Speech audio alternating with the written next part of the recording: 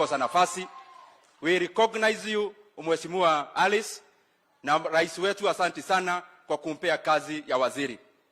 Mheshimiwa Rais, tukifanya hii kazi yetu pale bunge, and especially the work I do in the budget committee, you have told us categorically, and we have done it, that even as you look at the other areas of development, that your agenda number one is education, because it is education that makes Yes Owalo become a CS, that makes Dede Nyoro be where he is, and the other leaders. Na Mheshimiwa Rais, sio kusema tu, umesema tufanye kwa vitendo. A third of our budget, which is precisely 630 billion, umetuambia tuweke katika elimu. Na katika hiyo pesa, you told us to double the allocation for JSS capitation from 15 billion to almost 30 billion. Mheshimiwa Rais, you also doubled the allocation to Higher Education Loans Board up to 30 billion and changed the arithmetic of our tertiary education instead of grants into supporting through sponsorships, which will touch those people who are actually not able to proceed to tertiary education. Mheshimiwa Rais, naongea kwa haraka kwa sababu nataka kukapcha hiyo point pia. Secondly, after masomo, ukatuambia kabla tuende kwa kazi, mtu anapita the transition between schooling and knowledge and the experience part. And Mheshimiwa Rais, wewe uninipigia simu na ukaniambia tuweke double allocation for the pesa ile tunapeana ya internship through Public Service Commission. And Mheshimiwa Rais, these graduates will be graduating, the fresh graduates. We are going to hire 8,000 to 10,000 graduates 1 year on a stipend of 25,000 under the leadership of His Excellency William Samoei Ruto. Na Mheshimiwa Rais, ndio sasa wakitoka internship wapate kazi. Umeweka kazi za digital, maneno ya fiber.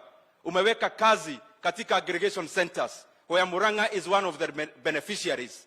You are putting in 250 million. It is already in the budget. And our governor, I'm sure he will announce the other counterpart funding. Mheshimiwa Rais, you have also put money for 6 EPZs. And tunakushukuru sana kama watu wa Murang'a. Because out of those 6 EPZs, Mheshimiwa Rais, where you have allocated $500 million, with a promise to allocate another $500 million, one of them is in Murang'a, around Del Monte area. Mheshimiwa Rais, tunashukuru. Mheshimiwa Rais, maneno ya CDF ndio nataka nitaje hapo ya mwisho nikimalizia. Ukingangana na maneno hii ingine yote ya masomo, pia nakushukuru. By the close of the financial year, you had released up to the last cent of NGCDF. You had also released up to the last shilling of the county government allocation. Mheshimiwa Rais, mimi sijigambi, lakini ni vizuri nikueleze kwa ufupi vile CDF imefanya Kiharu. We have 112 public primary schools, Mheshimiwa Rais. All of them, including ile iko hapa chini inaitwa Ignatius Murai. Ingine iko hapa juu inaitwa Kiomo.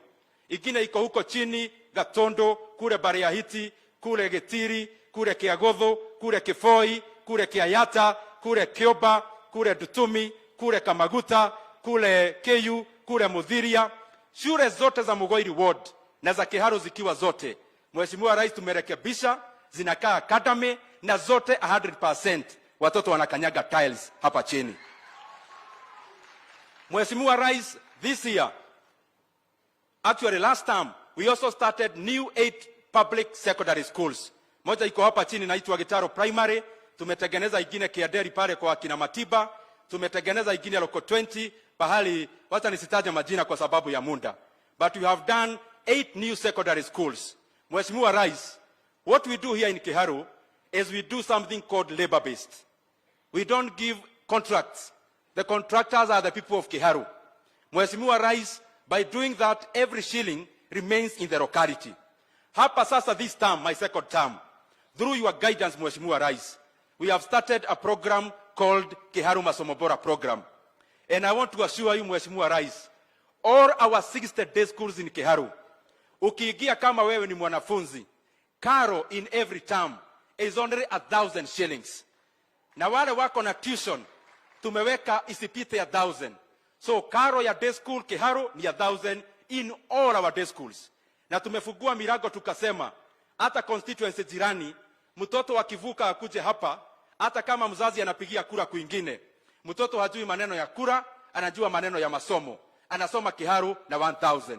Mheshimiwa Rais, I want to appreciate your mentorship and guidance. Ya mwisho, Mheshimiwa Rais, kwa hii locality nitakuuliza kitu kidogo tu.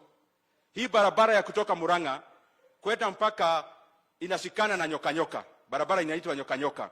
Na kuuliza kwa heshima, it is a very good road sandwiched between two Kenha roads. This road is at Kenha.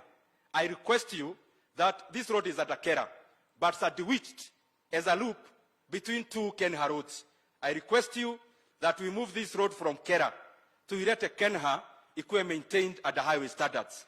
Mheshimiwa Rais, hiyo itajumuisha ile kazi mingi umefanya hapa, yenye sitaki kutaja kwa sababu ya muda. Mheshimiwa Rais, Father PSI ambaye ni wa hii diocese ako hapa. Simama Father. Huyo Father ni rafiki yako na hii kanisa ndio inasupport hii shule. Na kuuliza kwa heshima, wako na saba bishop unajua tunanunua pale Kiagodho. Ukipata kitu unitume, tusupport hiyo kanisa na tutashukuru. Na ukanyagia hapo maneno ya maandamano, Mheshimiwa Rais, tumesema hakuna maandamano Kenya. Hawa watoto tunawafunza maneno mzuri ya kuenda mbele, kuwatengenezea maneno ya kazi na masomo. Na wale ambao wanafikiria kuna time ya maandamano, I hope by now you have seen that huyu president sio wa kutisha. Na pia our security forces, police wetu, na washukuru sana for your patriotism, for your professionalism. Na mimi nataka kuuliza, ile task force ilikuwa formed ya kuangalia maslahi ya polisi wetu, waharakisha hiyo kazi, tuongeze polisi wetu mshahara kwa sababu wanafanya kazi mzuri ya kuprotect mali ya umma na kusimamisha maandamano. Nikikaa chini, hawa wanafunzi najua wanaita kitu wanaitwa special meal. Hata sasa naona wameamka wote. Mimi nikiangalia hapa naona nyinyi wote sasa mumeamka. Ama special meal imetosha? Sisi ama nametaja sijui ya nani mpaka ya rais na DP. Hata kama najua hii ni national school na watu wengi tuna address ni wa the entire nation. Kwa sababu hii shule pia ni yetu, iko hapa Kiharu. Mimi nikauliza mwalimu mkuu akuje, tafadhali haraka. Mimi nimaliza maneno yangu ya special school, ya special meal. Ndio tuachie rais wetu maneno ya hall na maneno ya bus na maneno ile kubwa zaidi. Mimi ni kama mtu kadogo hapa chini, mniulize ya chakula. Kwa sababu rais yako aongee hiyo maneno yote kubwa, au sio? So mimi nitapea mwalimu wetu hapa my special meal kidogo 500,000.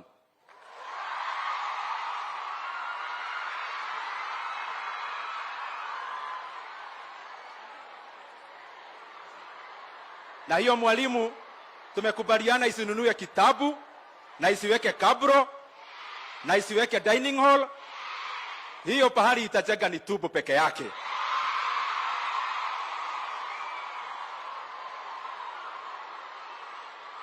Sasa Mheshimiwa Rais, ningetaka niite gavana wetu, Mheshimiwa Gavana Irungu Kang'ata. Karibu sana gavana wetu.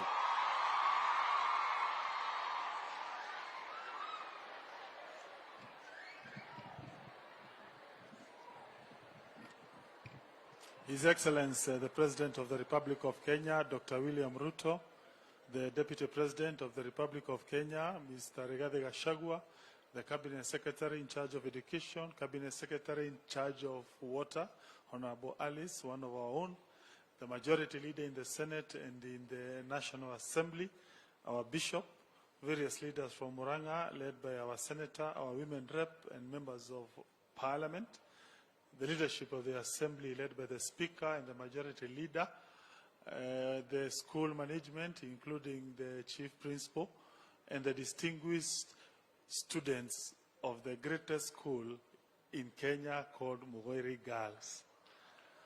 How are you?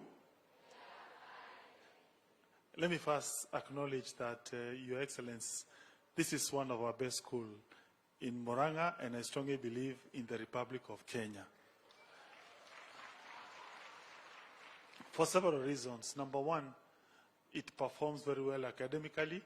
Last year, when you look at the year KCSE, It was among the very few schools that improved their mid-grade by 0.5 mark. That was excellent. Secondly, it is a school that molds our girls in very good character. I can attest to that because my wife was a student here, and definitely I can attest it's a good school. I only want to apologize. I have heard the nominated MP from Kangema, that is Veronica Maina, say she discourages child marriage, and that's very good. Only that she was my friend when she was Form 4, almost getting her, but nothing bad happened, Your Excellency. But I'm proud that since the year 2008 up to now, she remains one of the only wife that I have.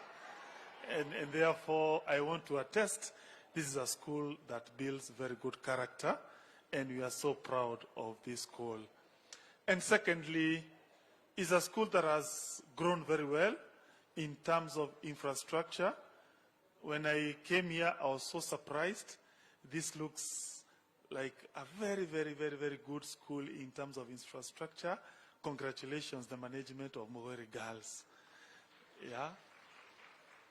And therefore, allow me also on behalf of Murang'a people to endorse all the requests that they have made to you, Your Excellency. Please accede to those requests. This is going to be a very great school once those requests are acceded. Your Excellency, you sent us governors to go and fulfill our agendas, Your Excellency. That has been your clarion call. And based on that instruction that you gave us, Murang'a government had 4 promises that we had made to the people of Murang'a. Number 1, it was on health. We want to report to you, we have introduced a special card, which is an arrangement between Murang'a County and the NHIF, where we give special and unique benefits to the people of Murang'a. And currently, that NHIF scheme has 20,000 households.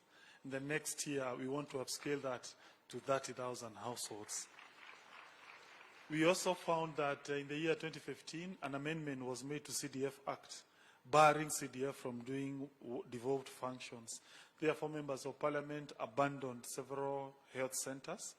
We are doing an agenda to ensure all abandoned health centers have been completed.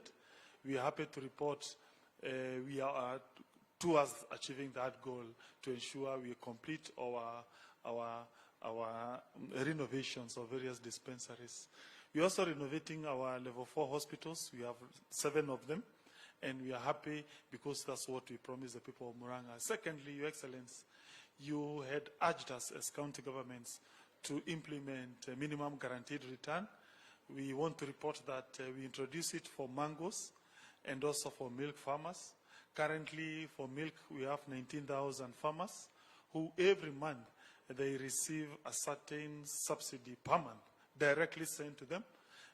And therefore, milk production has almost doubled in Murang'a because of implementing that major promise you told us. Thirdly, Your Excellency, in terms of education, it is unfortunate the Constitution provides we only deal with early childhood education, the nurseries. But we are happy to report that we have renovated through a scheme called Community Projects 126 new ECDs to make them look good. And secondly, we are giving 42,000 ECD pupils every day free feeding program in terms of Uji every day. And that is what was a promise you told us to fulfill. Finally, Your Excellency, we have unveiled a program called Smart City. The idea is that the county governments may not be able to tarmac all roads. It's very expensive. But if we were to do targeted programs targeting our urban centers, there will be a better return on investments. And therefore, based on that, we have been able to tarmac 7 markets, 8 markets in the entire county of Murang'a. I will finish by thanking you on a single issue called automation. We believe the best legacy we leave to the people of Murang'a is to automate our services. That way you make a government that is clean, that is efficient, and you reduce corruption. And of course, we have automated revenue streams, but there is one partnership that we have done with the Minister of Health. And we want, on behalf of Murang'a, please tell her thank you, together with your government. Murang'a Level 5 Hospital is now the only Level 5 hospital in the Republic of Kenya that is fully automated in terms of services. You only need to go with your ID. You access all your services. And after you are done, the record is kept in your mobile phone. And that would not have been possible were it not for the positive relationship we have with your national government. Maybe the only agencies would urge you to tell them to do a little bit better are the ROSE agencies, that is Kenha, Kura, and Kera, because there are some areas that we are still struggling to agree on them on how to move our county forward. So without much ado, allow me to take this opportunity to welcome the Deputy President of the Republic of Oz. Yes, the Minister in charge of education, that is Mr. Mashogu, and we are happy for your good work. Thank you so much. Yeah, thank you, Your Excellency, the President of the Republic of Kenya, Your Excellency, the Deputy President, Your Excellency, the Governor, the members of Parliament present, the Majority Leader in the Senate, the Majority Leader in the National Assembly, the Chairman of the Board of Management, my colleagues, the Cabinet Secretaries, Aris Wahome, my brother Uwaro, and all of us, the parents and the students, good morning, good afternoon. Your Excellency, last month I had a meeting with the Form 4s of this school in Simastea, and we did agree that I was to come here sometime, but you have come ahead of me. Umekuwa mbio, lazima nitafuata nitimishe ile agano ambayo tulifanya na watoto. And Your Excellency, the time we had a meeting with the Form 4s, that time we did agree that they were going to improve their academic performance. And in a very special way, Your Excellency, I want to thank the principal of this school and the chairman, because for the last 3 years, there has been a tremendous improvement in academics in this particular school, because way back we had a mean score of 7.0, and last year the mean score of this particular school was 8.7. And when I met the Form 4s last month at Simastea, they gave me an assurance that this year it will be 9, but again, as I came discussing with the teachers and the Form 4s, this morning, Your Excellency, before you came, they said they are encouraged and properly motivated with your coming, and now it will not be 9, it will have to be more than 10. Si wanafunzi mulisema hivyo? Si mulisema hivyo? Your Excellency, apart from this being a symbol of holistic academic excellency, they have also done very well in extracurricular activities. And one of the games that is in the school that we are encouraging is basketball. Muko na basketball. And Your Excellency, your administration has done very well, because last year we got 5 million for this particular school, and from Murang'a County as a whole, we were able to give 137 million to the different schools in Murang'a, and the chair budget knows the percentage of that. So when you got the percentage, we actually did very well. We want to thank you, Your Excellency, because the total allocation given to the education sector this particular year is such that it has never happened in this country ever since independence. Because we have 630 billion, which is 29% of the total budget of this country, and there before, the percentage that we used to have, the highest was 26%. We also thank you, Your Excellency, for the 56,000 teachers, and we assure you, Your Excellency, that there will be equity. The sacred mandate that you have given us, we will make sure that there is prudent management of the resources given the Ministry, Your Excellency. With those remarks, Your Excellency, I want to recognize my brothers and colleagues. We have Erio Dowaro, ICT CS, and Your Excellency, we are partnering the TVET institution here. We have given the 100 computers, and the Member of Parliament can be able to confirm that. I will invite my sister, the CS who comes from this area, Alice Wahome, for a minute to make her remarks, and then from there I will be able to invite His Excellency the Deputy President. Welcome, Madam.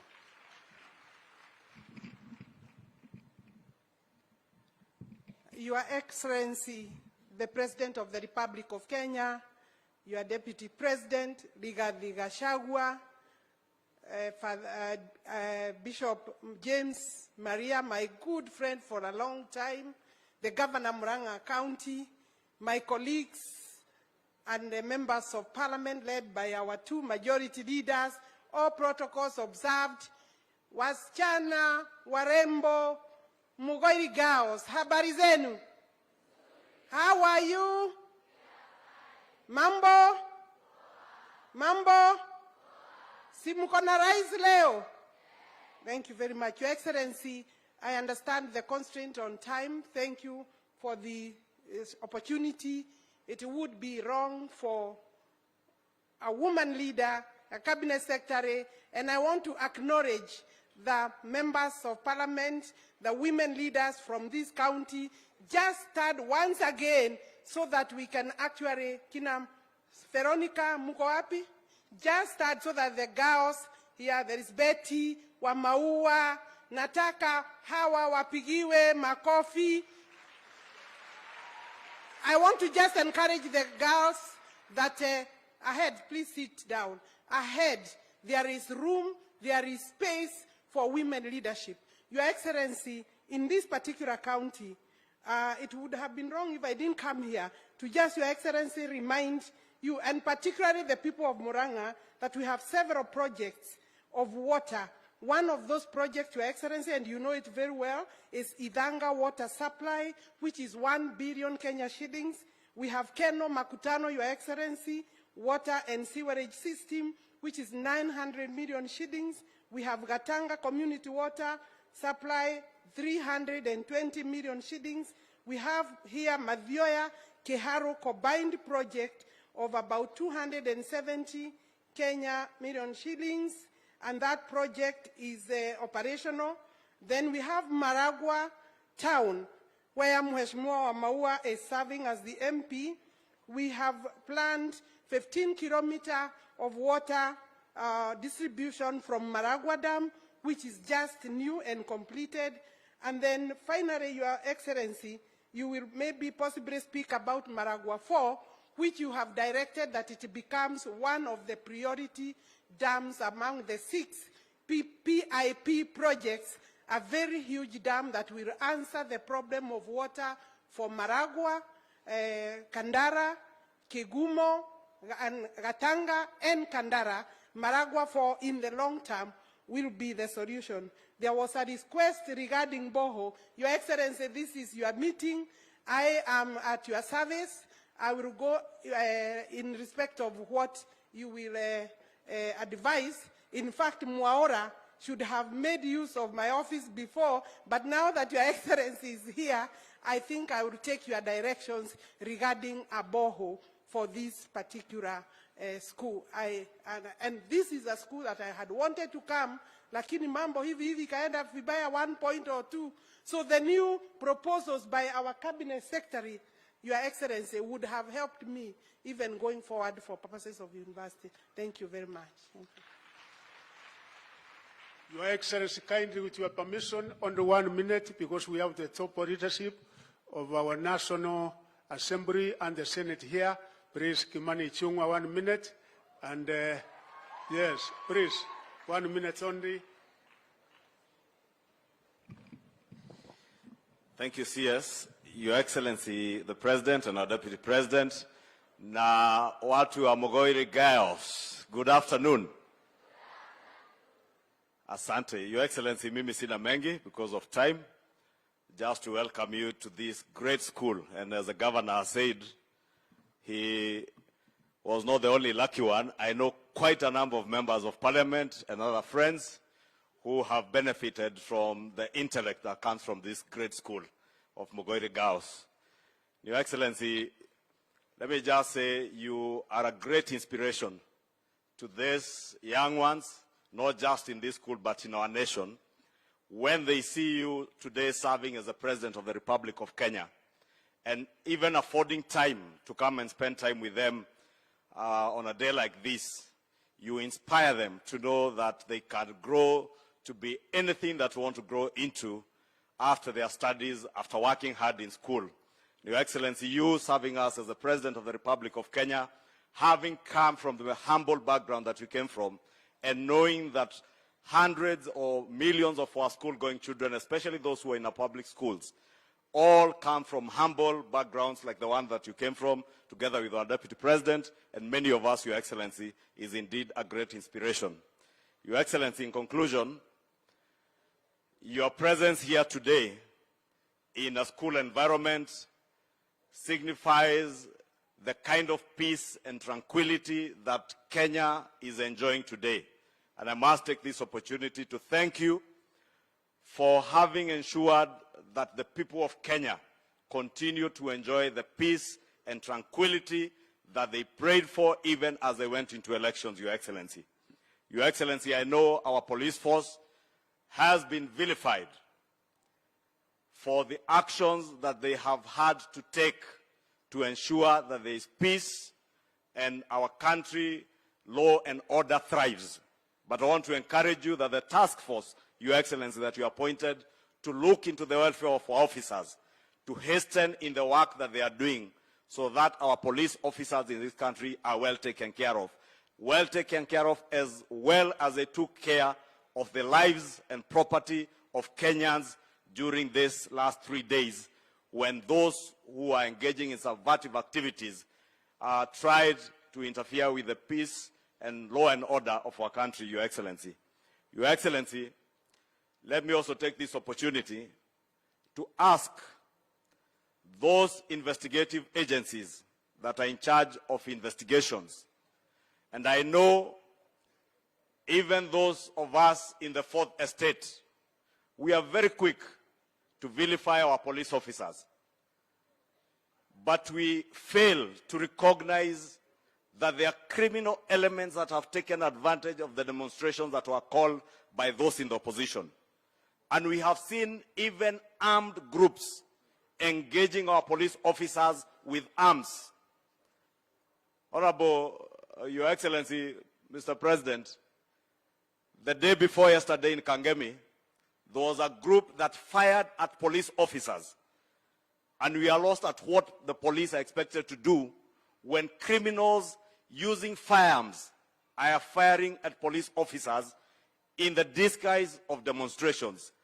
Our police officers must be firm to maintain law and order, and we must continue encouraging them. And we ask the investigative agencies to make sure that the criminal elements that have penetrated these demonstrations, Honorable Speaker, as those who have called for the demonstrations, we hear they call for the demonstrations, and together with their families, some have gone to Mombasa on holiday, others are in Dubai, others are in London, as they leave young people to be battered in the streets and to fight with the policemen in the streets, Honorable Speaker.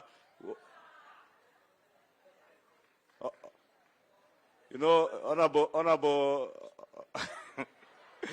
Mr. President, Your Excellency, you know we are used to addressing the Speaker in Parliament. So you should have said point of order, Mr. President, and I would have resumed. So, Your Excellency the President, being the Commander-in-Chief, I want to encourage you that do not relent in safeguarding the peace and security of our country.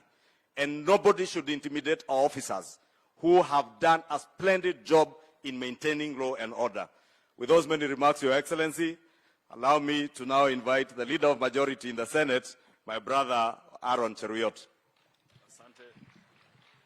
Thank you, Your Excellency, the President, Deputy President, leaders, and the girls of Mugoiri, and the whole school community. Naomba niwasalimu wote hamjambo. Well, Your Excellency, I have a very difficult task because the closer we get to you speaking, those of us that are speaking here, the more time we take, maybe you are standing between us and the Scania bus for the school. So we'll try and be very brief so that we don't take a lot of time. Secondly, Your Excellency, is just to congratulate this school because of the stellar story that we've had the opportunity to read and learn of the growth, your growth as an institution, and the tremendous work that you continue to do. I wish you well, the students that have had the opportunity to study in this great institution, and wish you success as you prepare for your exams and all the work that you do in your institution. Finally, Your Excellency, is just to say that your coming here is not in vain. Perhaps maybe, and I'll say this because I'm among the youngest of leaders that are here, many of you may have forgotten what it feels as a student to see leadership stand before you. There is a spark and there is a fire that lights up in the heart and the mind of a student when they see leaders before them. It encourages them to be better. It makes them to dream and realize that they can too be great, just like the students said in the poem that they shared with us here. So thank you for finding time to visit with our girls. Finally, Your Excellency, I agree with what the leader of the majority in the National Assembly has said about the need for you to be firm so that we can have sanity in our country.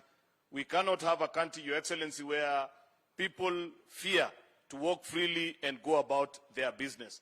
I want to request even our colleagues in the media to bear with our police officers, because I watched the news yesterday and I see the kind of criticism that is being leveled on our police officers without realizing the difficult work that they have to do.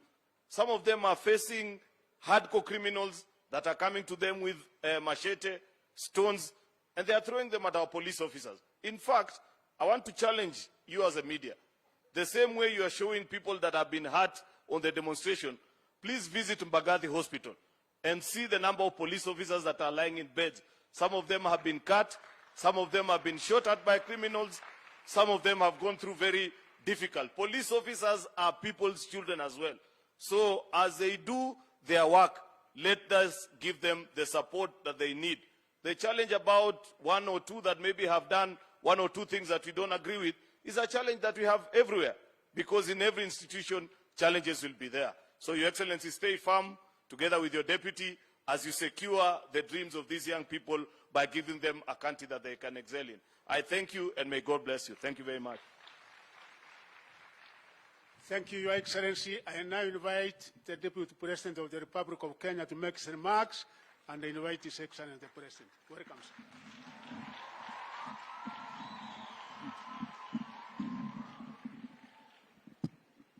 Your Excellency, the President of the Republic of Kenya, Dr. William Ruto, Your Lordship, the Bishop, leaders present, the Chief Principal, and the girls, God is good. And all the time. Hi, girls. Your Excellency, today I will not say anything because I'm in a situation that I'm not able to say much. I normally, I'm a truthful person. And the truth of the matter is that I'm very shy to face so many girls. So kwa leo tu acha tu, sababu unajua hakuna mtu hana weakness yake. We may look very strong there, lakini with all these girls looking at me, I'm not able to say much. But I heard the chairman say that I should take care of something on Sunday. I don't know what it is, but whatever it is, the way you clapped and cheered, it must be something very good. So whatever it is that he asked me to do, I'll do.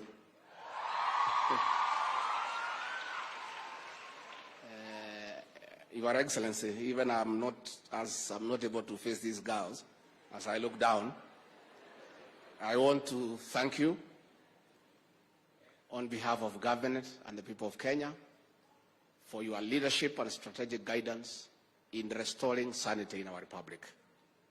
Your Excellency, on the 13th of September last year, in Kasarani, before God and man, you took the Bible and swore to protect the Constitution, and in that very Constitution, there is a provision to protect life and property, and that is what you have done, Your Excellency.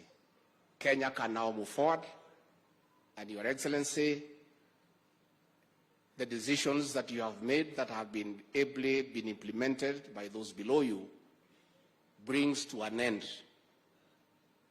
the politics of blackmail in our country. The use of violence for leaders to force themselves into government.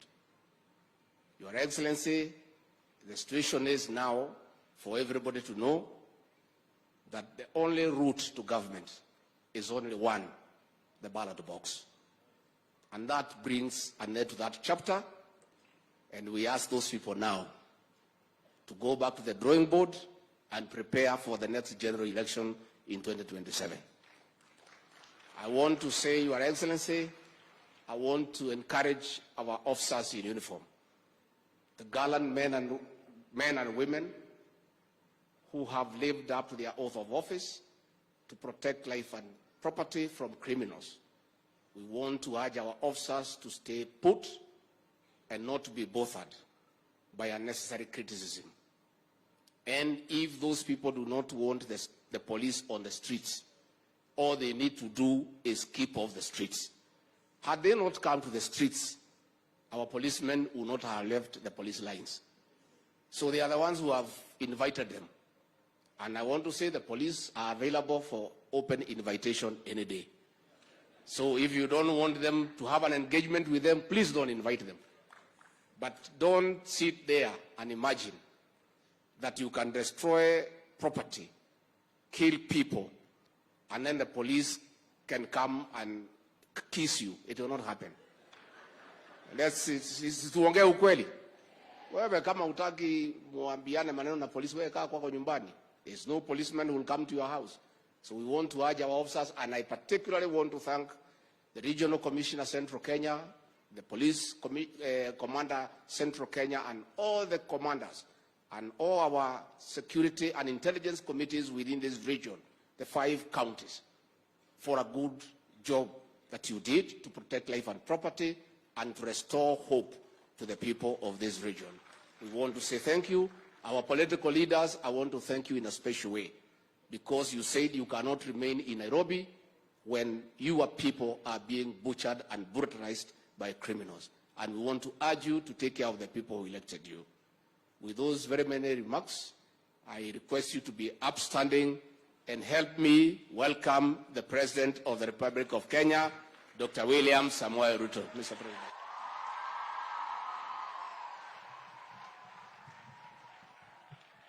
Basi, asanteni sana. Tafadhali tuketi. Mheshimiwa